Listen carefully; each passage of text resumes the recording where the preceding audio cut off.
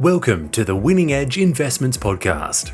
Winning Edge Investments provides industry-leading horse racing and sports betting tips, ratings and education, enabling you to invest intelligently and treat your betting like a business. Go to www.winningedgeinvestments.com to learn more about how you can start to supercharge your betting bank immediately. Treat your betting like a business and invest intelligently with Winning Edge Investments.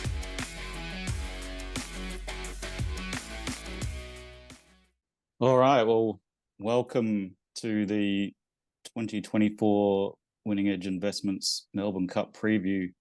I'm Dean Evans, and I'm pleased again to welcome Luke Murrell, founder of Australian Bloodstock, and owner of two Melbourne Cup winners, Protectionist and Gold Trip. So there's really no one better to chat to each year on the Melbourne Cup than this man who's picked and bought a couple of Melbourne Cup winners and plenty of other winners with his organisation, Australian Bloodstock. But welcome, Luke. How you going?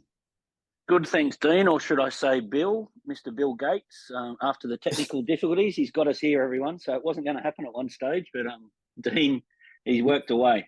Yeah, unbelievable. We had a couple of late scratchings, unfortunately. The people who usually do the technical side of this dropped off. So yeah, we've had a bit of fun this morning trying to get it started. But we're here now, and guys, actually we've done this the last couple of years, Luke, and you know, got sort of around 10,000 views on YouTube and that sort of thing both times. And let's have a look. In 2022, we both picked your horse, Gold Trip, as our second picks at $21. We won, and last year, you know, we found it an open race, and we thought there was a bit of value around, but we actually both had Without a Fight as our top-rated horse when we talked about it. I think you've given out the Quinella both years, including one that paid $500 a couple of years ago, and in the podcast a couple of years ago, you gave a couple of bonus bets, and we had Rustic Steel at $13 to win the big dance, and Nugget at $10 around second at Flemington, your horse. So we'll see if there's anything else around the traps that you got for the Cup Carnival too. But look, we'll start with the Melbourne Cup, and I know you've got some real theories about what it takes to win a Melbourne Cup. So maybe we'll just start again with, you know, what do you really look for when you're trying to find a Melbourne Cup winner? Yeah, look, I suppose to steal the great man's lines of Bart Cummings, you know, obviously nobody's better qualified than him, and he always had a theory doing that you had to have 10,000 metres or 10 kilometres in your legs on the racetrack in that prep. So, and it's amazing when we look back through all the previous winners over the years, it's amazing how often that is proven correct. Last year and the Very Elegant year were probably the two exceptions in recent times. But one thing that's very evident with this race, because we don't have a lot of proper 2-mile races in Australia, we've got very few of them, and this is the big grand final. It's a very testing race, so you can't really afford to go into the race and not be screwed down to within an inch of your life, because if you are, you sort of generally get exposed and found out. So it's a brutal race on them, and it's just a different pain point. You know, we talk about horses going from 1,000 to 12 and, you know, 1,400 to 16 or 16 to 2,000. This is a completely different level again, and you just need a really tough and fit horse. And I think if you sort of focus your energies and your form around those fit horses, 9 times out of 10 you're going to sort of be very close to the winner. So another interesting year. We've got a number of different horses fitness wise. You know, the shortest this year is 6,000, which surprisingly is the Sydney Cup winner, Circle of Fire. He's only got 6,000, and the fittest horse, there's one or two there that could probably put their hands up. You've got horses like Vauban and Absurd that basically they raced here last year, and when you look at their racing prep, they basically haven't had a spell. And then obviously, very strangely, especially for Chris Wallercamp, Kovalika's got plenty of miles on the legs, as has One Smooth Operator. So yeah, look, we're all here to try and get the winner, but little bit lesser quality than we've seen in the last couple of years, but I think it probably makes it a little bit easier race this year, which I'm looking forward to. Yeah, excellent. And I guess just touching on that a little bit further, you know, what's your thoughts on, you know, the quality of the field this year, which has obviously been decimated by the stringent requirements around, the vetting and the scans, and, they just sort of seem to be dropping like flies. And unfortunately this year, probably 3 real, favourites have sort of dropped out pretty recently. And, but what's your sort of take on the quality of the race and how it's starting to shape up these years? Well, look, the quality's dropping each year, and you're seeing the overseas. I think 5 or 6 years ago, we had 50 horses come in import, or might have been 58. And I think this year there was 9. So it's a very expensive exercise. And the last 30 or 40 years has just sort of been undone in the last couple, unfortunately. And look, nobody wants to see a horse break down and die, but having, and I'll give you a perfect example, Dean. We were supposed to have a horse run yesterday, today being Sunday, Relentless Voyager. The vet that did that scan and everything said he is a clean skin. The attending vet that normally looks after him said he's never had any previous history. And that scan was sent to the panel at Racing Victoria, and 90% of their overseas vets approved him, except for one. And rather than make an opinion and put themselves on the line, Racing Victoria just sort of hid behind the so-called experts. But this was a bloke in America that had never even inspected the horse and was just looking at an X-ray, not an X-ray, an MRI. And even though 7 out of the 8 other vets said no, he was fine, this one vet said no, and therefore they've taken him out of the carnival. So it is absolute pot luck. And,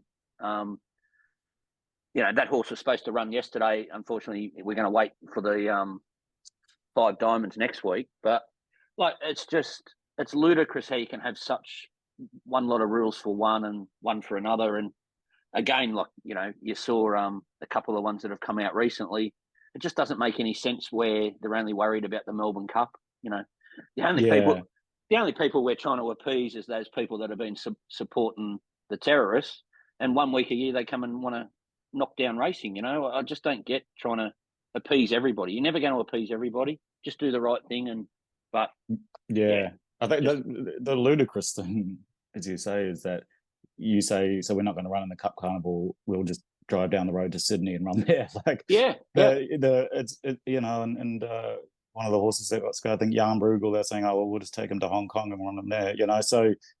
So we've got a situation where horses just can't run at Flemington or in Melbourne, but no dramas. Come down to New South Wales or pop over to Hong Kong. You can race anywhere else. Just not here. And just what basis they're doing it on. I know the Braden Star owners sort of jumping up and down because it was a bit different. It wasn't that there's a risk of injury now. They're almost saying we think there's a risk of injury in the future. It's just it's starting to get bizarre. They're finding shadows and little things that probably every young horse has, and it's a bit of a lottery, really. And so I suppose just for future, it probably just makes for the punters just got to be a bit more careful when you're betting pre-post, because knowing that things can change very differently. Jan Bruegel was a good example. He passed 2 weeks ago, and then all of a sudden, in the next 2 weeks, he's at risk supposedly. And it's a bit of a circus, but anyway. Yeah. Oh well. Well, look, I thought I'd just give listeners and yourself a bit of a rundown. That I like to sort of do the stats and the historical profiling. So I might, bear with me, I might run through some of these, and you might have some insight into any of them. So jump in whenever you like. But I thought I'd just go through the work that I've done, and it might just help the punters and people just give a bit of insight into what sort of runners do well or don't. So look, this is the stats over the last 13 years. That's sort of what I've honed in on for now, the more recent runs. Only 2 winners the last 13 years had equal or more weight this start than their prior starts, and 2 out of 79 runners. 11 out of 224 runners had a lower weight than the prior start, so horses dropping in weight. And there was a bit of an edge, sort of, particularly when they dropped sort of 4 kgs or more in their last start. That's definitely a benefit. In terms of ages, 3 have won as a 4-year-old, but note that 2 of those were the Northern Hemisphere 3-year-olds. So really you got the Northern Hemisphere 3-year-olds have won 2. Val and Declare was the only 4-year-old who won. and that was from 33 runners, 5-year-olds, only one winner from 85 runners, and that was your horse, Protectionist.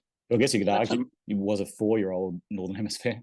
But, 100%. That's an amazing stat. Yeah, only 1 out of 85 for the 5-year-olds, and the 6-year-olds are definitely the one that has the positive betting sort of POT. 6 winners from 86 runners as a 6-year-old, 2 from 61 as a 7-year-old, and 1 from 29 as an 8-year-old. So, when I look at that, given there's no Northern Hemisphere 3-year-olds this year, and they seem to be a bit weighted out of it compared to when they were winning. You actually want a sort of 6-year-old or 8-year-old. That's your actual sweet spot, I think, in terms of trying to find the winner. And that might just be you need to be that seasoned tough head, I think, maybe, Dean. Look, that's amazing stats, those ones. That's fascinating. Yeah, really only there's only been one Australian non-import winner as a 4-year-old or a 5-year-old. So I think that's what sort of tells you a bit. In terms of their last run, the last 13 years, none have won in the last 7 days, but we have had a couple of Bendigo Cup runners that have run all right. And we obviously don't have Alexis anymore 3 days before. Probably the only interesting one now is Ardozi, ran quite well. And going back to that old sort of when they used to run in the McKinnon, it'd be interesting to see how she bounces off of that. But 5 of the winners have come out of, the Moonee Valley, either the Cox Plate or the Moonee Valley Cup. That's probably the best lead up is running on one of those days. I've had 1 winner from 25 runners out of the Geelong Cup. Had 2 winners out of 95 runners from the Caulfield Cup. Wow. Which used to be a major lead up.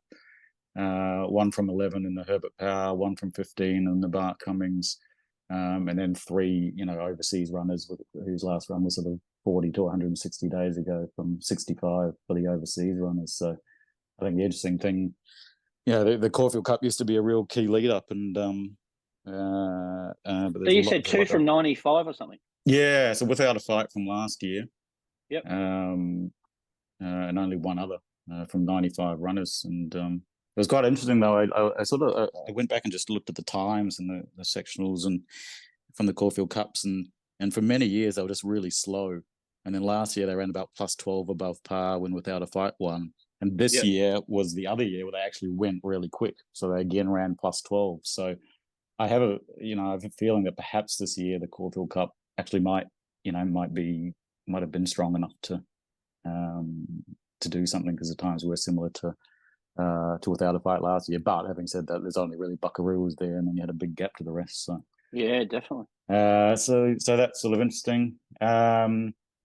The other interesting stat, I guess, it's a 2-mile race, and everyone's looking for the 2-milers, but 9 of the winners had never even run over 3,200 before, and 12 of the winners out of 13 years have never won over 3,200.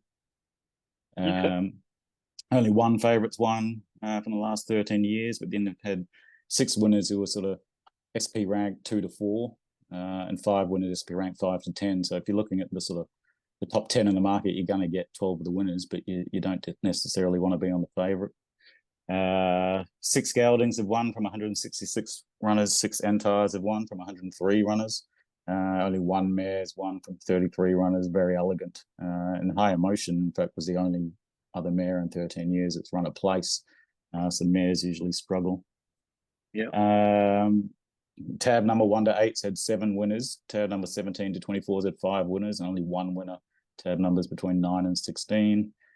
I think the trainers are always interesting. I had a look, and that certainly looks to be a way that you can really narrow the field down, just in terms of trainers. So we've had 107 runners in the last 7 years from overseas trainers, 5 winners and 16 placings. So they're very clear. And I think that the 2 trainers in Australia who clearly train a lot of winners and place getters are Waller and Ma. Waller's had 29 runners for 1 win and 3 placings. Ma's had 20 runners for 1 win and 1 placing. It doesn't seem that good on paper, but I sort of, when you look at the last few years, Ma and Waller, apart from overseas trainers, they've got all the 4s and the 5s and the 6s as well. So I guess it really stands out when you look that pretty much you've got your overseas trainers and then Ma and Waller, and they're usually the main ones that are sort of, in the mix. Friedman has had 6 runners for a winner in 1 placing, so Anthony Friedman's right up there too. And then you just got your smattering of, Mike Moroney had a placing with a Missouri, Peter Moody had a placing with Incentivized, Danny O'Brien's had 1 winner. Hickmont had a couple when he was training with Lloyd Williams. John O'Shea had 1 placing. Hartnell, Darren Reed had a winner. David Hayes had a placing. Gay Wardhouse had a winner and a placing. Gay's probably the one who can do it if he's got a good horse. But I just thought my takeaway when I was really looking at that closely was, if you focus on the overseas trainers and Waller and Ma this year, then you're probably you think that the winners in place is going to come from there. Yeah, getting back to the distance, it's interestingly, I would say both Waller and Ma. Now you got to remember, Ma's got 900 horses on his books, and Waller's got about 600, so they got plenty of ammo. Yeah, but they never really present their horses here under the Bart Cummings theory, under the 10,000. A lot of them, and that probably would be backed up by your stats there. They're there and thereabouts, but geez, they've had plenty of shots, and they just feel that, just not that, I don't know, that toughness and that old hard head to go to the next level, maybe. Yeah. No, interesting insight there. Another interesting, 12 of the winners had a career win percentage of 20% or more, and only 1 winner out of 61 runners, if you got a career win percentage under 20%, Wow. have won. Fascinating. So you need to be a horse that wins. And interesting from a Melbourne Cup perspective, again, you're thinking these horses are, certainly the Aussie ones are often running over 2,000, 2,400. You sort of feel like there could be horses that are working into form that could then peak at 3,200. But in terms of winners, 11 winners finished 1st to 4th at their last start. 10 of the winners finished 1st to 4th at their second last start, and all 13 winners were 1st to 5th at their third last start. So horses in form, even though they're running over shorter distances than the 2 miles, have a real edge. And even just in terms of finishing position, 12 of the winners out of 13 were within 2 lengths of the winner last start. 9 of the winners were within 2 lengths of the winner at their second last start, and 12 of the 13 winners were within 1 length of the winner at their third last start. So form horses in a Melbourne Cup, that's almost one of the strongest pointers really to the horse is actually a winning chance or not. It's just simply being in good form. The other interesting stat, this one might interest you, is SP last start, $10 and under, all 13 winners.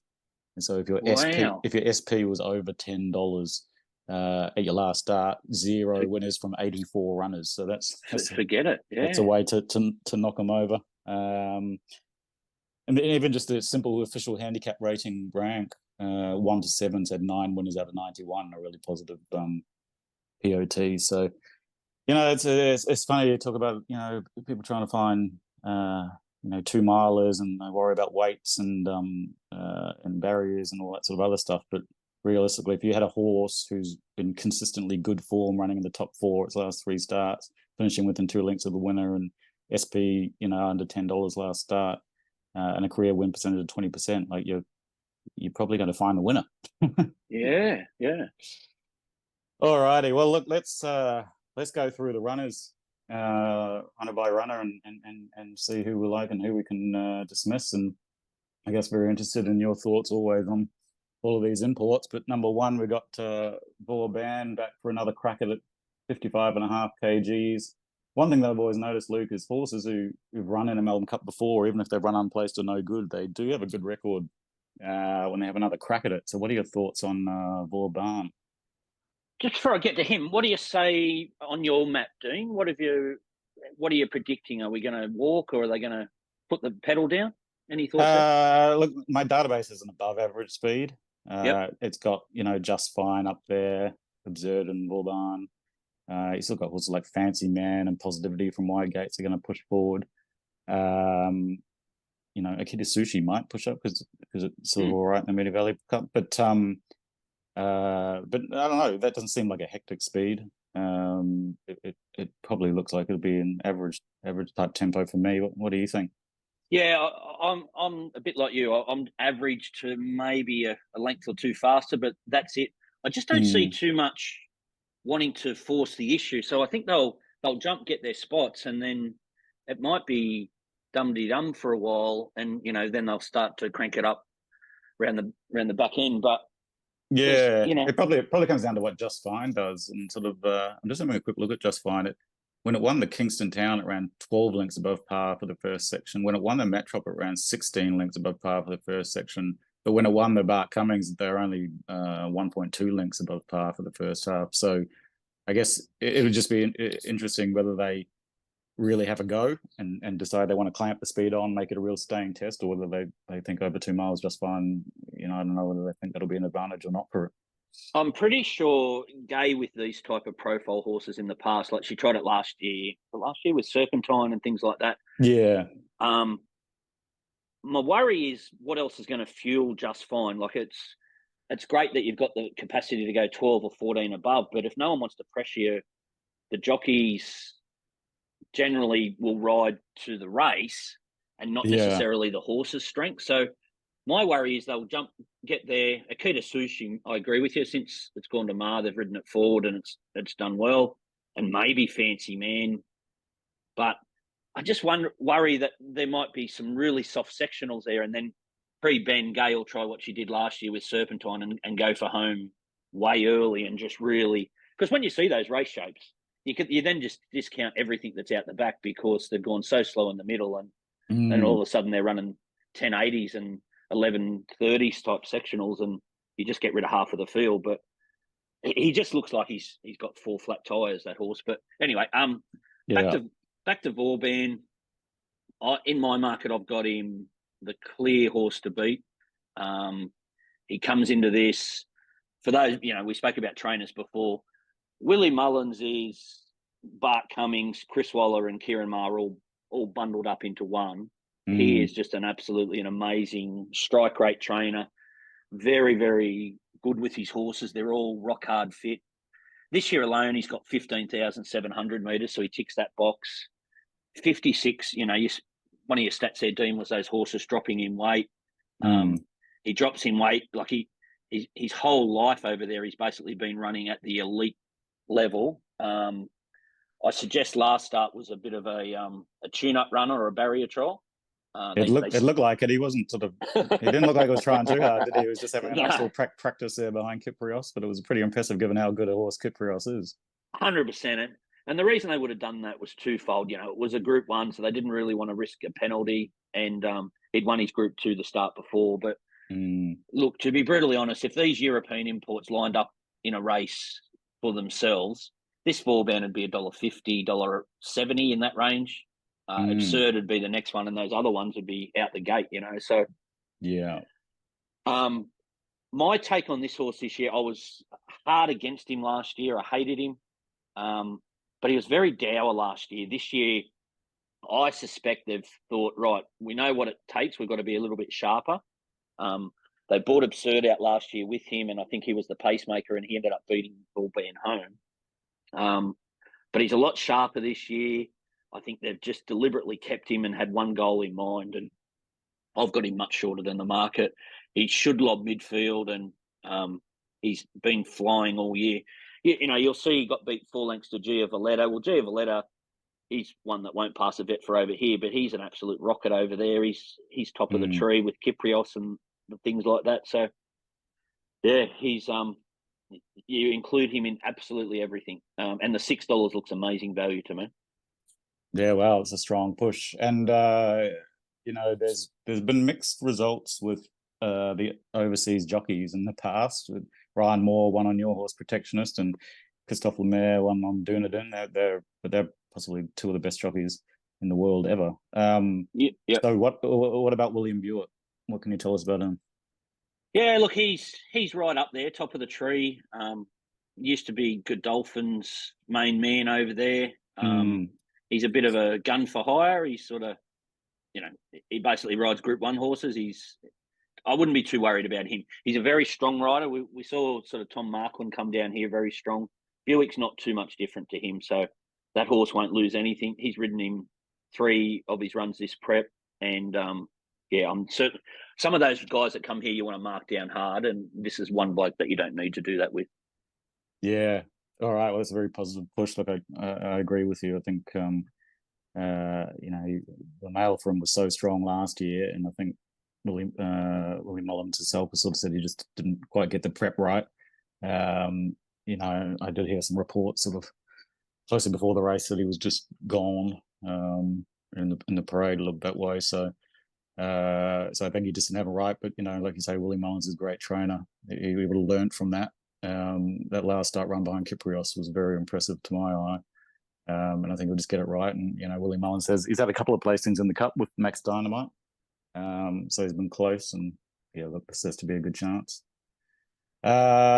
Buckaroo, now he's another import. So tell me, when he was running over a mile and 2,000 metres over there, did you ever think he was going to get to a Melbourne Cup here? Look, to be brutally honest, we touched on it before. This Melbourne Cup this year is 5 or 6 lengths in my market weaker than last year. And I was so keen to pen him, but when I go through them all, he is probably a classy type horse. To me, his best rating to his worst is a huge gap. So it wouldn't surprise me if he was capable to win, and it wouldn't surprise me if he didn't run top 10. Sectionally, I thought Caulfield Cup was okay for him. To be fair, he probably cheated, given what you said, they've gone 12 lengths above. He was out the back sort of cheating, a little bit of a classy horse. The thing I hate from a punting point of view, and I'm happy to be wrong, but I hate horses trying the distance for the first time. And in 20-odd starts, this horse had only ever had 2 goes at 2,400, one in a very below par BMW where he ran 5th.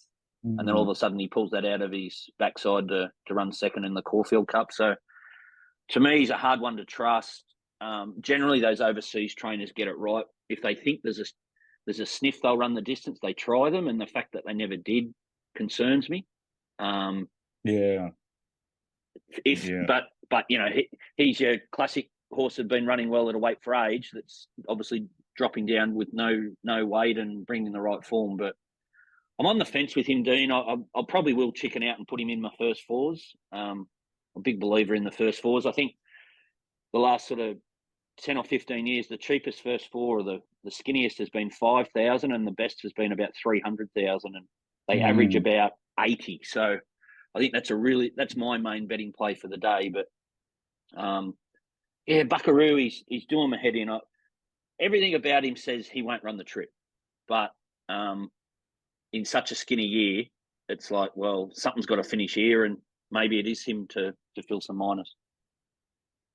Yeah, it's just surprising to see him here. He sort of it looked like a miler really when he came over. And like I said, that Tancred run was pretty ordinary. Like the format of that's been pretty ordinary, and it sort of he only ran 5th, and then he's obviously grown a leg this prep.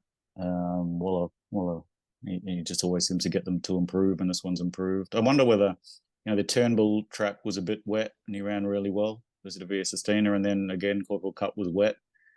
Maybe the dry, or not that he's a bad dry tracker, but maybe that helped him a bit. So he's a funny one, because I think if you didn't know the horse and you're just going on replays, you would say, wow, that Caulfield Cup was a slashing Melbourne Cup trial. This horse has to be a good chance, even though he did get a good run and run on a strong tempo. At the end of the day, it was a strong tempo race. He'd run past a lot of the other runners. But I just can't see him winning this race over 2 miles. The thing I dislike about him, and you touched on it there, is his firm track record. He's there and thereabouts, but when he finds that wet track stuff, he's a completely different horse. Yeah. So you got to have some respect for him. But I'm like you. In a normal year, he would be an amazing one to bet around, because he's taking up so much of the market. I think he's just a bit of the wrong price at the moment. I think you need a bit more value from a distance point of view, and the fact that it's going to be firm, and he doesn't really profile like a winning horse on firm ground. Yeah, look, I'm the same. I mean, he's actually the favourite at the moment, just about. So So I don't know. I have to just say I don't think he's a horse you want to put him to win. Your exotics or the back, I think, is massive unders. But I think any of those Waller or Mile horses can run a place, and I think he can run a place. Yeah, he's got 9,200. I forgot to touch, so not quite the 10,000 either. Yeah, okay. Alrighty. Now another import, Circle of Fire with the Mar stable, who he'd only had a few runs before they got him, and then won a Sydney Cup in his first prep. That was pretty impressive, and they ran an unbelievable time, 26 lengths above par. They've been pretty plain this prep. What are your thoughts on Circle of Fire? He's just got 4 flat tyres. He's one of a few, but I hated him up in Sydney when he was winning, and then all of a sudden he was able to sit 4 and 5 wide on some type of rubbish speed and just blow them away. And if you didn't have that run as your reference, you're saying he's got absolutely none. But I'm putting him in that category. 6,000 metres only. He's the least fit horse in the race. He gets the widest gate. He's always sort of been a get back horse, and if they dawdle for 600 or 800 metres through the middle there, and all of a sudden he's 20 off them, he's just not. I can't see him getting enough tempo to run over the top of them, and I'm happy to be against him. Yeah, no, fair enough. He was 4th up in the Sydney Cup when he won that. There's a different race. He was on the quick backup. I thought, given his form, and I thought they might have tried to just find a race to run him in to give him one more run and get the fitness. But the one thing about the Mar stable that I've learned is, when I do my historical profiling and all that sort of stuff, that is one of the very Cup 2 or 3 trainers, probably Waller and maybe Waterhouse or the others, who can just sort of beat whatever the historical profile is. Like when they won a derby with Hototsu 3rd up off a mile run, like they just don't do that. So I don't know. He's trained by Mar. He's a Sydney Cup winner. He's got Mark Zahra aboard. I'm the same as you. He's going awful. But by the same token, if he somehow just turned his form around and ran a place, he might not totally shock. I mean, I think about a horse like Shiraz last year, who was sort of a Sydney Cup winner and place getter, I think, and had all pretty ordinary form, and then ran 3rd at 150 to 1 or something last year, and maybe he's that type of horse. Who knows? Yeah, well, look, obviously, he stays out of that Sydney Cup. We've had 49 runners for 3 winners: Athabaskan, a Maid, and Major Beal. So visually, you were saying, "Wow, you just want to be with him wherever he goes." And he was one time Melbourne Cup favourite off the back of that. But I spoke to the stable about 3 or 4 weeks ago and just happened to ask about him. They thought he was going okay and thought he'd run better than what he has. But look, he's hit the ambulance basically. 2 of his 3 runs this time in, and very much on faith there if you're backing him. Yeah, and I probably should say the odds for people. So Vauban's around $6.50 best at the moment. Buckaroo's $6.50 best at the moment, and Circle of Fire around $34. Next one we got, Warp Speed. Like if you told me there's a Japanese horse coming over here with 2 mile form and Tenno Show and all those big races, place getters, I'd be just, get me on, take my money. But that Caulfield Cup run was a bit ordinary. Yeah, don't be worried about that. Firstly, the trainer's not a bad trainer for Japanese standards. They have varying degrees of trainers. Everyone seems to get a license over there and gets a select group of horses. So This guy's had 6 Group 1 winners in the past. He runs at 8%, where, say, your trainer yesterday out of the Big Eagle, the Golden Eagle, whatever it's called, he was only a 5% trainer, so a little bit better than him. He's had 5,000 runners. Now, the big key with this horse, don't worry about Caulfield. We know the track was difficult to make up ground, but that horse has been, throughout his career, just an absolute, can't say that word, hopeless on a wet track. So ignore all his form on wet tracks, and all his firm track stuff has been excellent. He's, I think he's a time form of 114, which is better than most of these in this race. The fact that he only goes on firm track, I think, is what you need to hang your hat on. He'll run the trip.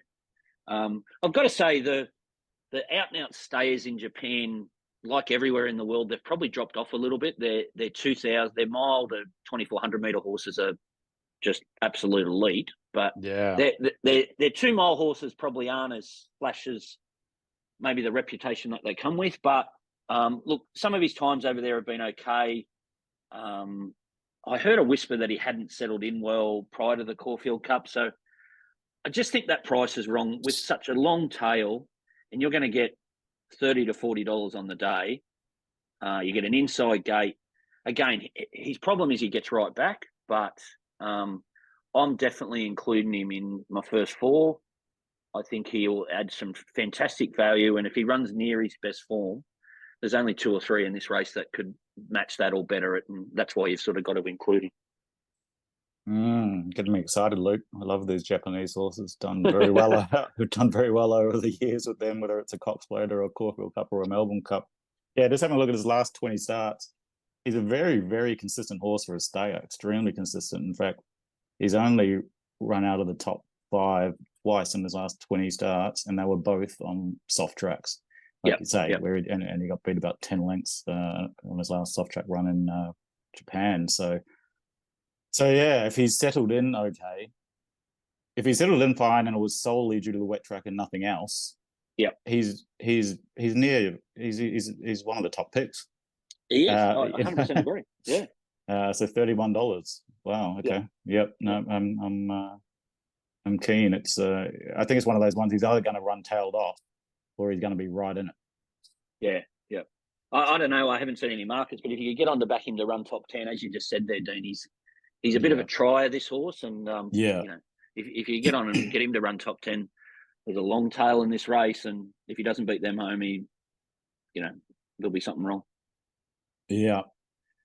Alrighty, the next one, really interesting horse, Kovalika. He won over 2100 Group 3 Level Eagle Farm. Then he won the Derby by 2 lengths, going away from them over 2400. Looked like a real stayer of promise. And then since then, he's basically been raced as a miler. He's sort of gone up to 2000, 2200, but they've really run him as a miler. And then this prep I went to the Hill Stakes. He ran second, run the Cox Plate. A lot of talk. He's at $23 about this horse on social media. There's some people wanting to jump out of trees and talk him up. So what are your thoughts on Kovalika? It's doing my head in. He's 528 days since his last win, which is generally normally you put a line through those horses, but he's been in work for a long time. As I touched at the top there, he's got 19,000, so he's nearly the fittest horse in the race, if not the fittest horse. He's been in work the whole period. I love the fact that they're finally getting him up over a trip. For the life of me, I've got no idea why they haven't tried him over this distance a lot more often. I think he's possibly one of those horses that will run on and give you a really good run for your money. I think $23, $26 will be his price. The big worry, I suppose, is knowing how the Waller camp operates. When they draw wide, they want to snag them straight away. So he's going to be back or right back. But I've got him in a wider first four. I can't see him being classy enough to beat the Vaubands and a few of the other ones, but he's definitely a top 5 chance for me. Yeah, look, I don't think he can win. I think he's probably one you could throw on for 3rd or 4th.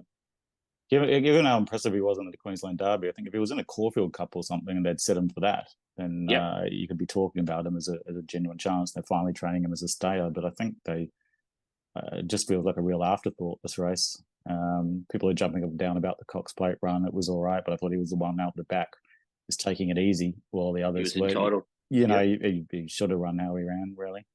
And I don't know, if it was 2400, you'd go, well, it might be time for him to run over that distance again. But I don't know, if he was trying by anyone else, I'd give him none. Waller, off a Cox Plate run, can get him to run a place, but I think that's the best he's going to do. Yeah, fair enough. Yep. Next runner is an interesting horse, Sharp and Smart from New Zealand. He's 80 to 1. I've always had a lot of time for this horse. I've sort of heard spruiks from him back from when he came over to Australia as a 2-year-old and ran a really sort of unlucky 4th as favourite in the JJ Atkins, beaten under a length. He then won the Gloaming, won the Spring Champion, and ran second in the VRC Derby. Looked like a real stayer of promise. He then won a couple of Group 1s again in New Zealand at Te Rapa, and then ran 4th in the Australian Derby. Just looked like a real really high quality horse. He then had some issues. He got a virus, a bacterial virus, and pretty much from September last year, he was going awful. They finally got him right this prep, and he ran all right in the Moonee Valley Gold Cup. It was one of those funny runs. He looked gone at sort of the 600, 800. He was hard red and he was going backwards, and then he sort of finished strongly and ran third. I don't know. I've always really liked this horse. I think we're just close to getting him right. Maybe next year will be his year when they get him fully right. But I didn't think he was totally hopeless on talent. What are your thoughts on Sharp and Smart? Yeah, a bit like you. Obviously, he's a really good younger horse. And then he won his Group 1 over 2,400 and went okay. He sort of my pot on him this year, I suppose, is he just doesn't quite have the miles in his legs. But everyone looks for that horse with that little bit of sense of timing. You go and watch his Moonee Valley run. He was going to go through the front windscreen of the ambulance at one point, and then all of a sudden he picks up late and he gets beat 2 lengths or something. So Rogerson's one of those real old school type trainers that he would be the type of guy I would back to maybe defy the Bart Cummings theory, just knowing how tough he would be on his horses at home in work. So yeah, well, he did win a Melbourne Cup on paper at least, training for Lloyd Williams with Efficient, and that was off a Cox Plate run. So yes, yeah. So he's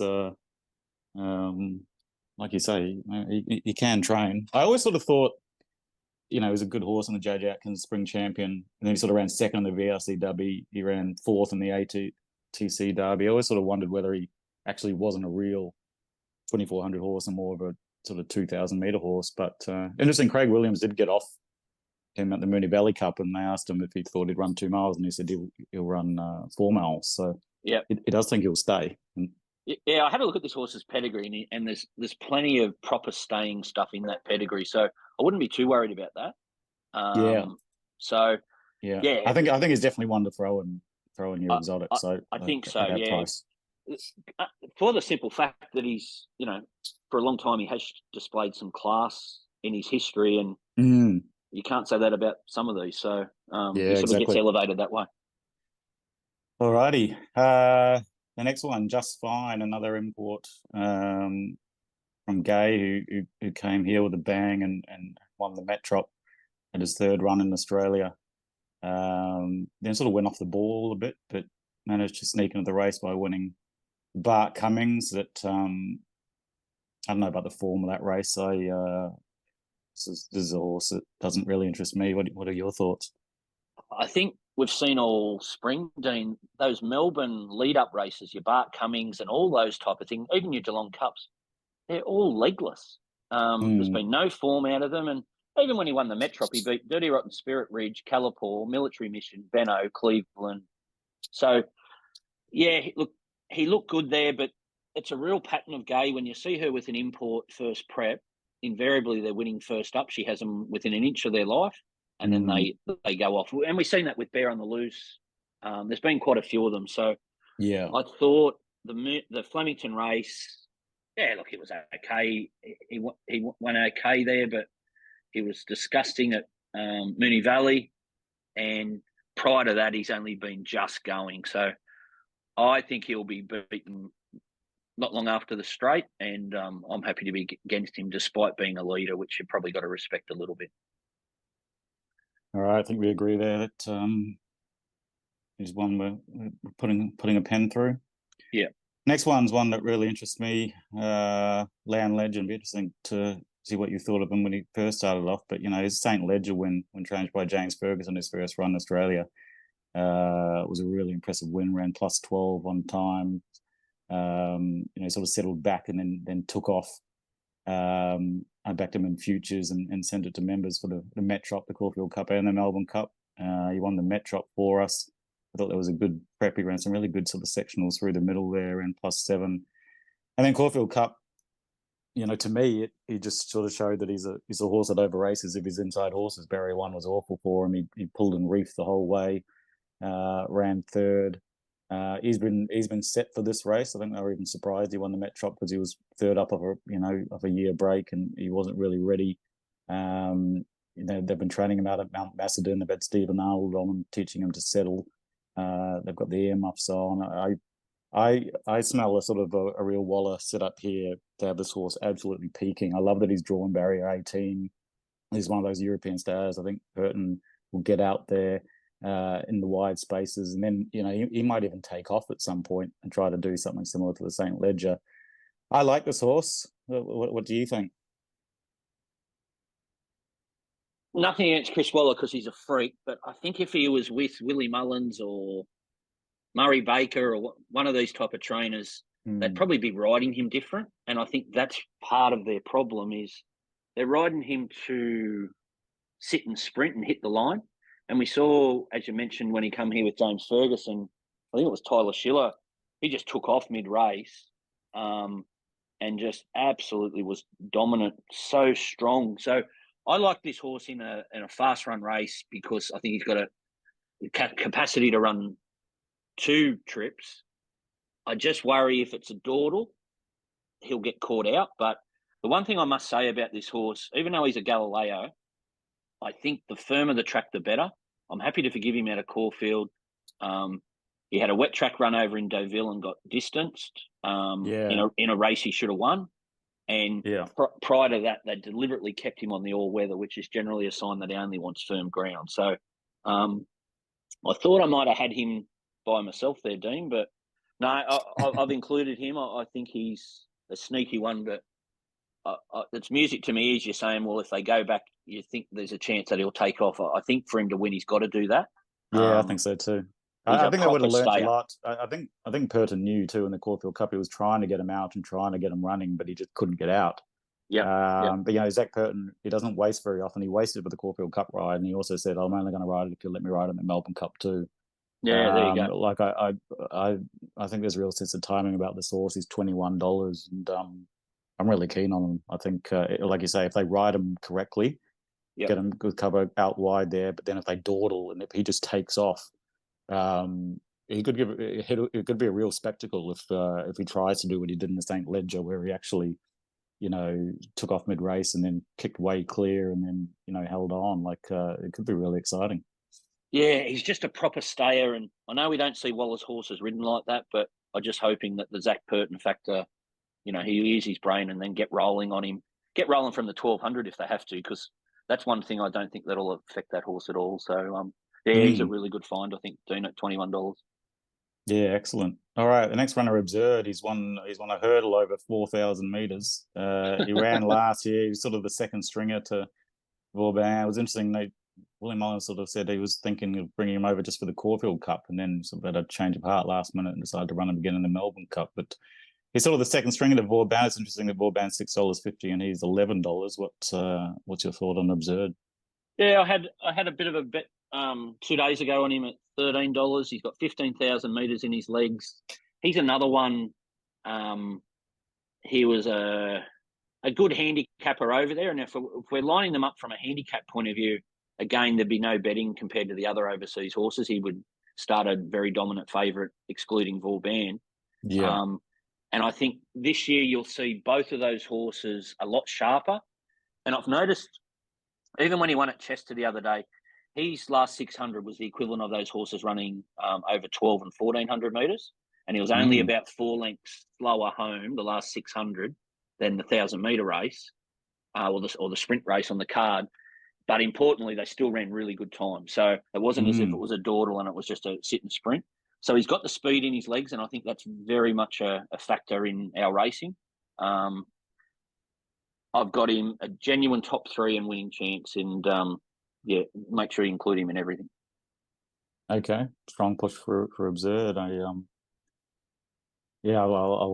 defer to your expertise there. I sort of I see him as the second stringer. But he does have that profile of having run a decent 7th in it last year, and then coming back as a stronger horse and with a slightly adapted prep. You're dead right. He's definitely the second stringer.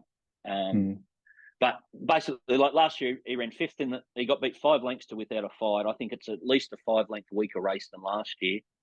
And he ran a month later in Leopardstown in a hurdle in a Group 1. So he's basically been in work since last year's Melbourne Cup, or well before that, actually. So, that Chester, to be honest, is a bit of a rubbish track. It's like a Moonee Valley track. So they can run time there when they get rolling. But, I just think you've got to include him.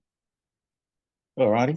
Athabascan is 70-1. He's run second in a Hotham, fourth in a Tancred, second in Sydney Cup, Circle of Fire. Did win the St. Ledger last start. It was quite a good win when he sort of wide without cover. In spite of that, I don't like him, but can you make any case for him? No, he's only got the 8,600 metres to his legs, and he's just got all that Sydney form, that, Calipaw, Military Mission. It's just Group 3 stuff. And while this is not a proper Group 1, I don't think he's going as good as he was even when he was in that purple patch. So happy to be against him. Alrighty, next runner, 150-1. Knight's Choice. I'm trying to figure out how he got in the race. I don't even see what run got him in the race, but anyway, any hope for you? Well, in normal years, he would have been 150th ranked and not even got a look in, but the way we are these days. The only good thing I can say about him is he's got 14,000 metres in his legs, so he's a lot fitter than some of them. Look, his firm track record is okay, but he's there for connections to have a runner, I think. Yeah, exactly. Number 12, Akita Sushi. $18 looks around the best price at the moment. He ran in the Melbourne Cup last year off an ordinary Caulfield Cup run. He was 30-1 in the Caulfield Cup. He was 100-1 in the Melbourne Cup. He was down the track in both of them. Well, midfield. That's 11th in the Melbourne Cup last year. Gone to Kieran Ma, and as Ma always seems to do, as soon as he got him up to a trip, he started to turn the corner. What's your thoughts on Akita Sushi off a Moonee Valley Gold Cup win? Despite last year's Caulfield Cup run, I was really keen to back him last year to run top 10, and he did a job for me and ran 11th just to tease me. He's always had really, really good ability, this horse. And interestingly, just as a little side note, post-Melbourne Cup, he come up for sale. So I sent the vet in, and he had kissing spine, he had sore knees, he had sore feet, looked like he'd had a bleed. 5 of the worst things that you could possibly hope, he had them all. And the vet said, needless to say, I stopped before we spent too much more money. Then he turns out for Kieran Ma, his first 2, he gets hit by the ambulance. He got the leader bias track to run second to my horse Herman at Caulfield. And then his Moonee Valley run I thought was excellent. So he's one of those horses, he's always had the ability. He's going to go forward, I think, which is a small tick if you like him. He's only got the 8,900, but he's only got the 50 kilos, which I think is important. I can't really have him as a top 3 chance, but he'll finish. He'll beat some of these homes. He'll probably run 9th or 10th, I'd say, this year. Yeah, okay. Yeah. I don't think he has the class of others.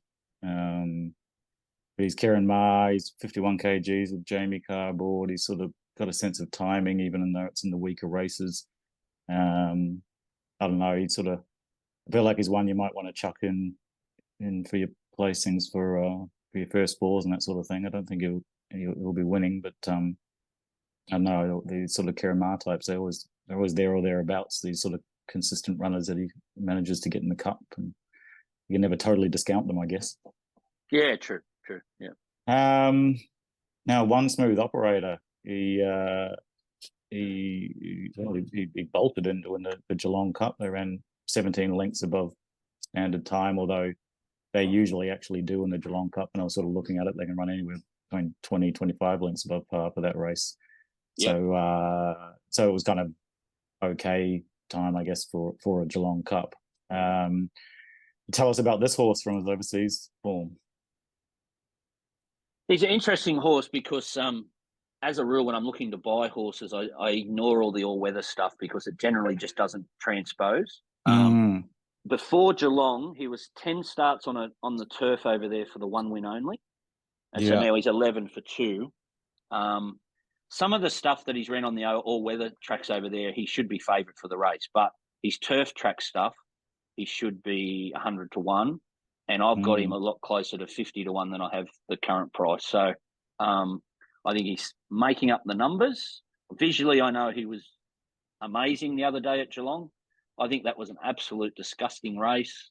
None of them in that race you want to own from a Melbourne Cup point of view. And I'm very surprised he's this market. It's worth noting this horse and One Smooth Operator started in what time-wise was a very average E-ball this year, but the form has sort of worked out over here so far. This horse started 33 to 1, and I think Sea King was $8 from memory. I'll just have a look. It was $12, Sea King. So the SPs, you definitely want to be with Sea King over One Smooth Operator. When you watch the runs, it was a real messy race. Sea King should have easily beat One Smooth Operator, in my opinion, and I think that'll happen again here Tuesday. Sea King will beat One Smooth Operator home, I'm sure. He's a very tough horse, but he's a bit inconsistent. He struggles to put 2 good ones back to back. But the fact that he's an all-weather track horse, I'm just sort of I've got to be against him. That's all right. Well, that's a good pot for One Smooth Operator. And the last couple of years, I think you've really nailed potting certain horses have invariably run down the track. So that's so I think you're pretty clear there. Brian Ellison also has had a couple of runners there, and they've run down the track. I think both as Melbourne Cup runners too. So maybe he's one that's under the odds. Zardozi, the next one, very good Flemington horse. Won the Edward Manifold there, and then the VRC Oaks. And got a bit of nose and a wakeful. She does seem to grow a leg at Flemington, and then ran a pretty good 5th in the Empire Rose too, with a little barrier trial for this race. Beating a nose in the Metrop and was just okay in the Caulfield Cup, but she's certainly an out-and-out stayer. What are your thoughts on Zardozi? Yeah, 11,000 metres in her legs after the run on Saturday. Probably settles midfield on my map. Does no work, I suppose. She's just never been one of mine. Like, I don't take too much attention to the Oaks and the Derbies because generally they don't transfer to this older stuff. And I just wonder if it's, especially going off your stats you mentioned at the top of the show about 4-year-olds and their record, it's there's a few things against her, I suppose. But Atzini's an okay rider. He's not as good as Damien Lane in my opinion. So he's in that he's that good solid B grade rider. But she's just never been one of mine, Dean. So you might have a better handle on her than me. Yeah, I think one thing about her is she seems to not like Randwick until she gets to 2,400. She's always in the market in those Randwick races, and she's run there, 8 times and for a couple of placings, but only when she got up to 2,400.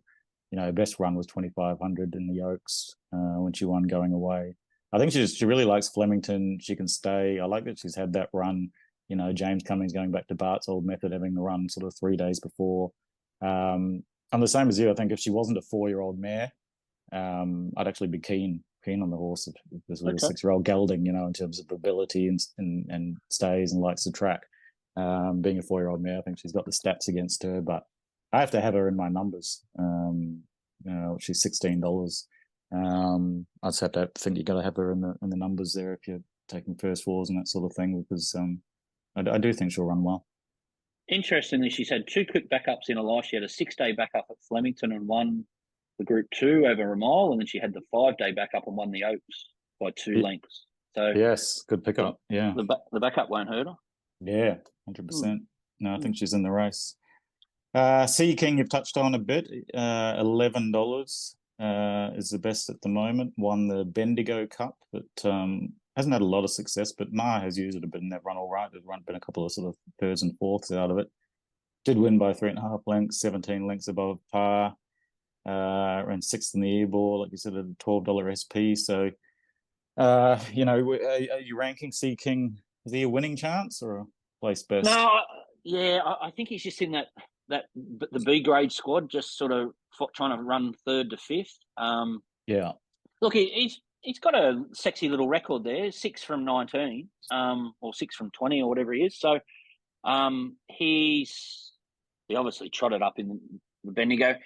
For mine, it's never been a race that the trainers had targeted overly well, but I don't know. I just look at that run, and my horse Herman Hess, who's just he'd be 100 to 1 here as well, but he was probably the second best run in that race, and he held on to run 4th. That's a bit of a stink on the race. He's, as I said, the Ebor as a race, rated well down on the times compared to the other races on the day. I'm a little bit ho-hum on that race, and then when you sort of add in the fact that he's won a maybe a suspect Group 3 last start. Yeah, like I said, I'll tick the box because he's got some miles in his legs.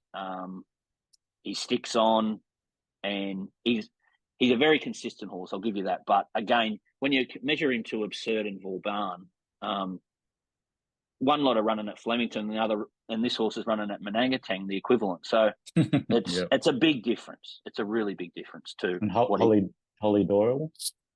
Is she a good staying rider, or is that what she's known for? Yeah, without offending too many people, I'm not Jamie Carr's biggest fan as a rider, and Jamie's a good solid rider. I'd say she's somewhere like Jamie Carr. Some people rate Jamie top of the tree. I don't. She's just a good in the middle there somewhere, and I think Holly's about the same. Alrighty, Valiant King, hopelessly out of form. Got beat 14 lengths in the Caulfield Cup. The wet track doesn't seem to be an excuse because there's 2 wet track runs I can see were 2 of his best runs overseas. They keep talking about him like he just is waiting for the 2 miles. What are your thoughts on him? Yeah, he wants the 2 miles at Rockhampton, this horse. He's hopeless. He was hopeless when they bought him, and he's pretty much held his form, but it's just unfortunately they've just put him in. They paid too much money for him, and he's no good. Alrighty. Fancy Man, Annabelle Neesham, 3rd in the Herbert Power, 6th in the Caulfield Cup. What was he like as an import? He was one I actually vetted over there, and it was a similar story to Akita Sushi. So I've been following him very closely. He's just, he's in that Herman Hess class. He's just that Group 3 level that probably in normal years wouldn't have made the race, but he has, and good on him. But yeah, I'll lose on everything if he runs top 4. Alrighty. Interpretation. This is a horse I gave out to members at about 80 to 1 each way. He came into $11 at one point, and he had that sort of lameness, and he's drifted out to 20, but he's in the race. He was one of my really big bets last year to run a place in the Cup at about $23 a place, and I thought if he got clear running, he would have run a place. He could have run 2nd or 3rd. I thought he was pretty stiff last year if you watched the replay, and he sort of started to come into form with his Bart Cummings run, where he hit the line better than anything for 6th, and then again I thought the Geelong Cup was really just a trial. He was sort of out the back there, and he ran on strongly. How do you think they'll ride him? I think last couple have been quiet, and then prior he used to be a go forward horse. I think they'll ride him back. That seems to have been working. Yeah. Bart Cummings and Geelong Cup were his best 2 runs, and so I think they'll sort of ride him back, but hopefully not as far back as he was last year. Last year he was 18th, and then out to 20th on the turn. He just kind of got shuffled back, and then Theodore Nugent just couldn't get a run. Interesting, Theodore Nugent. You don't hear much about him as a jockey, but he's ridden for Mar in this race 3 times on roughies. He'd run 4th, 3rd, and a pretty unlucky 6th with Interpretation. So he's a lightweight jockey that for this particular race, Mar really uses with some success. 3rd with High Emotion and 4th with Floating Artist, sort of roughies. So I think there's a sense of timing about this horse. He's been set for this one race, I think, since last year. And he's had quite a few runs, but I know you weren't overly keen on that Geelong Cup form, but do you give interpretation any hope? See, the Equinox goes on, which always sort of gives me a little bit of a concern, but yeah, I'm heavily against the Geelong Cup. I'm heavily against the run before with Just Fine and Point King and Ahmad. Like to me, that's not good enough when we're talking about some, your Vol Bounds and that of the race. For me, no, but I do understand how people could find him, and I get what you're saying, in terms of the setup and things like that. Yeah, I just don't know, not for me. Yep, no, fair enough. We can agree to disagree on that runner. Yep. Manzois, he pretty much a plotter. He sort of had a birthday when he won the Derby at sort of 20-1 on a wet track, and he's not done much since. Any positives you can give for Manzois?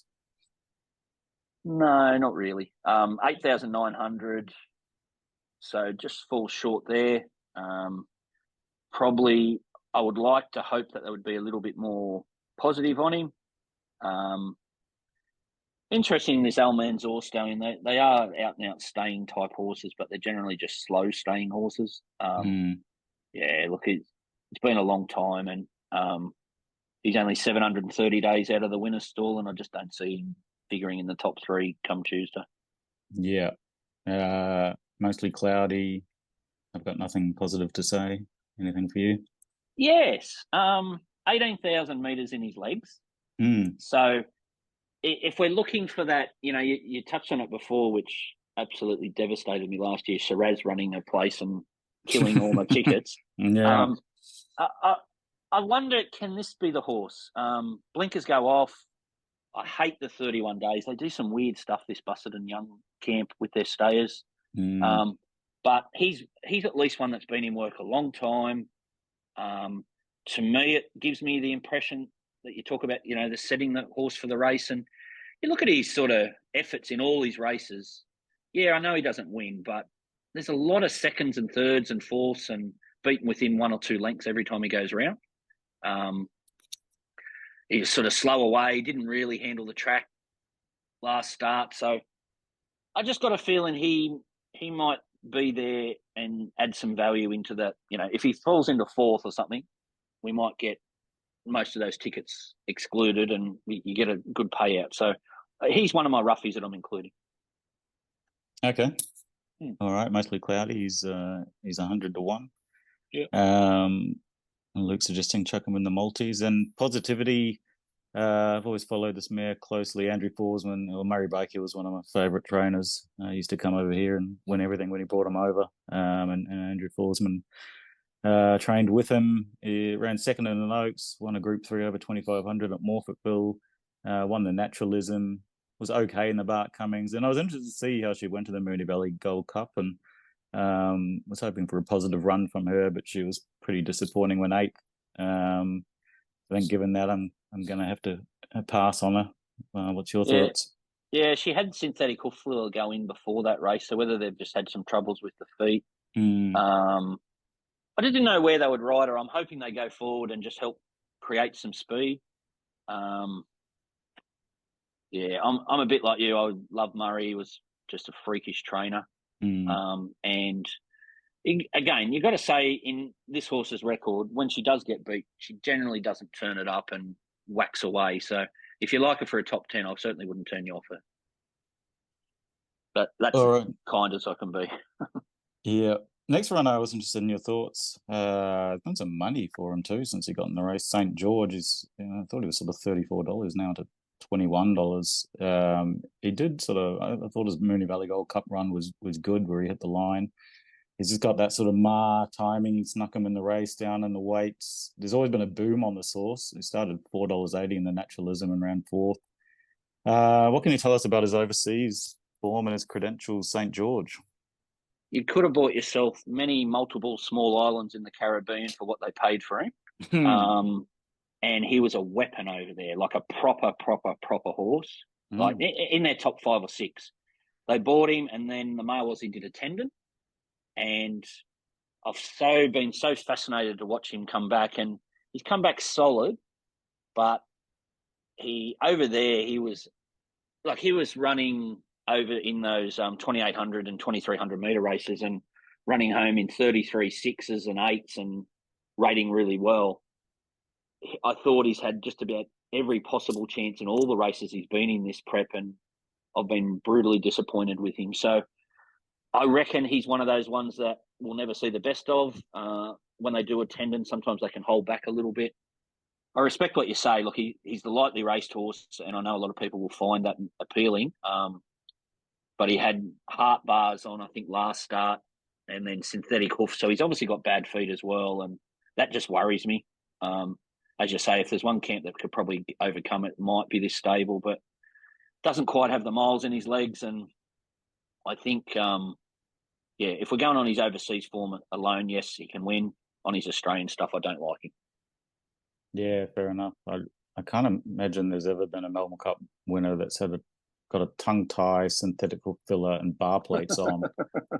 Plates are just the death. If Ma does that, then well, he's already got every accolade you can have. But that would be some freakish performance. But he certainly showed signs of improving in the Gold Cup. But it's good getting that context from you of if he's done a tendon.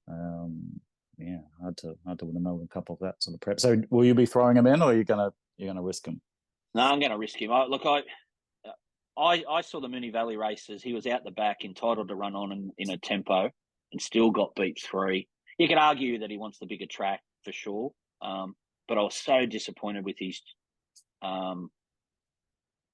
Flemington run. And look, again, it wasn't a great setup, but I thought he was entitled to do a little bit better than that. And I reckon he didn't handle the track. I reckon he's an absolute bone dry tracker. That was the excuse anyway. Yeah, on my stuff, I still thought it was only a 5 or a 6 maybe. Yeah, and I'm just a little bit worried that maybe that was whenever horses start favour in the market or get support, they want to make an excuse, and sometimes they just weren't good enough. And I'm wondering if that's him. Yeah, no, fair enough. The Matt. One of those sort of good news stories with the Aussies having these qualifying races like the Andrew Ramsden that she won second in a Adelaide Cup over 2 miles, beating her nose. Hasn't really set the world on fire. 5th in the Herbert Power and 6th in the Geelong Cup. Any hope for you? None whatsoever. 8,200 metres in the legs. The race at 1. Good on them, and it'll be an amazing thrill for them. But not for me. Rachel King going on. We know she's she pretty much rides them all the same way. She goes forward. It'd be interesting to see if they do that, or do they go right back and snag it. I'm hoping with Rachel on they go forward and she lets it stride and try and it'll help create some more tempo for the race, because you got to remember the faster they go, or the more even that they go, the better horses sort of come to the fore. I just don't want to see a green year or green moon or a very elegant year where they sort of dawdle and then sprint home, because then you can get a left field result. Yeah, you're right about that. I was actually having a quick look before. Let me just get my database up here. So, in some years they run plus 21, plus 19, plus 10 for the first section. Other years they run minus 30, minus 10, minus 35. Like when Prince of Penzance ran 100 to 1, they ran minus 35 for the first section, only plus 6 for the second section. So it can be a very different race each year. But And the last one, Trust in You, could only run 6th in a Group 2 Auckland Cup over 2 miles, and looks the rank outsider at 100 to 1. Yeah, and that's probably his rightful spot. Again, fairly consistent horse throughout his career. Like, I actually think he'll beat a few of them home, but he'll run 12th to 15th somewhere in there. All righty, so I guess sort of what's maybe your top 5 and your betting strategy for the Cup this year? I I love the exotics in the Cup just because there's so much once a year type money in the race, and I love to play the first fours. But yeah, look, there can be some good value in the Quinellas. Is the World Pool operating? Do you know, Dean? Is it on this race? Yep. Yeah, Pretty sure it so, is. Yeah.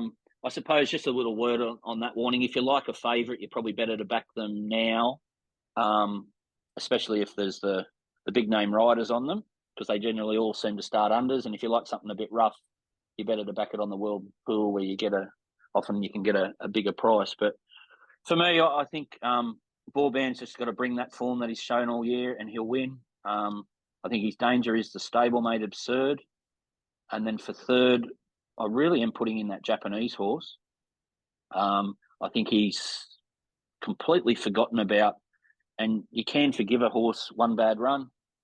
And then I'll just tossing up, is it Land Legend or Kovalika for the next slot for fourth? But that'd be my top four. I wouldn't go to war with you if you said you wanted to support Buckaroo, but I just think he's too inconsistent. And when you're trying 2,400 metre races and still not winning, I just worry that 2 Mile won't help you. Yeah, so that'd be that. And probably the absolute best roughie from an outsider point of view, outside of the Japanese horse, if you want 100 to 1, would be mostly Cloudy. All right. What about you? For me, I know we disagreed, but I'm just sometimes you just got a horse, and I'm so obsessed with last year where it should have run a place at least, and except for us, I actually really like Interpretation at $21, and I really like Legend at $21 as well. I think they can both win. Very keen on them. I think Vauban does look the best of the imports. The positive push you've given, it's clear. So I think Vauban's a really good chance. Warp Speed, like you say, I think that if it's settled in fine and the horse is going as well as it goes in Japan, then it's absolutely a winning chance. And then I thought the best sort of roughies for to run to a spot are probably Sharp and Smart and Zardozi. But for me, they're probably my sort of top 6, I suppose. And I'll be sort of operating my my win bets and quaddy bets and exotics around those main runners. From a win perspective, you haven't touched any of the favourites, so I'm going to be having one of those first fours on those 6 you just mentioned. Because if you get it, you'll nearly get the pool yourself. So that'll be happy fantastic. days. That's the aim. Yeah, that's the aim. And look, we better get something from you. You, like I said 2 years ago, you nailed the big dance winner at $13 for us, Blot, and then I think Nugget at $10 around second. So is there anything of your Australian Bloodstock horses or any other runners at Randwick or Flemington on Tuesday that you can tip anyone into? No, I'm going to be a bit boring this year, Dean. I've got Earl of Tyrone in the 1,800 metre race, and if he'd been in the Melbourne Cup this year, I would have been tipping him, but he's off 2 lots of tendon, so we'll probably never see the best of him. But he went great in Seymour. I'd just be very wary of him second up. Horses off a long break, second up generally race flat, and I know he's in the market, so just be a little bit careful there. Okay. I thought the winner of the day, but I'm not telling you any secrets, is Cloudland. I thought it was the best placed horse in Australia in that Greys race down at Flemington. Yep. It just looks the absolute right race. And yeah, the ones I've got up in the big and the little dance, I think they're all doing their best and probably will run nowhere, but they're in there having a crack. So I really struggled for anything else. Because I've been so keen on Vauban and to a lesser extent, I've had a little saver on Warp Speed and something on Absurd. I've just been focusing on this race and had to do it a few times with all the scratchings. But yeah, look, I think rather than try and give you too much else, if you play a little bit wider first fours and can get it for a decent percentage, historically they generally pay really well. And maybe you could include those other horses you mentioned, and we go a little wider one, because I think if you get 3 of those 4 that you've mentioned, Dean, you're going to see a 80, 100 grand pot, so it would be quite enticing. Yeah, excellent. What about you? I thought Tavi Time looked, well weighted in the big dance.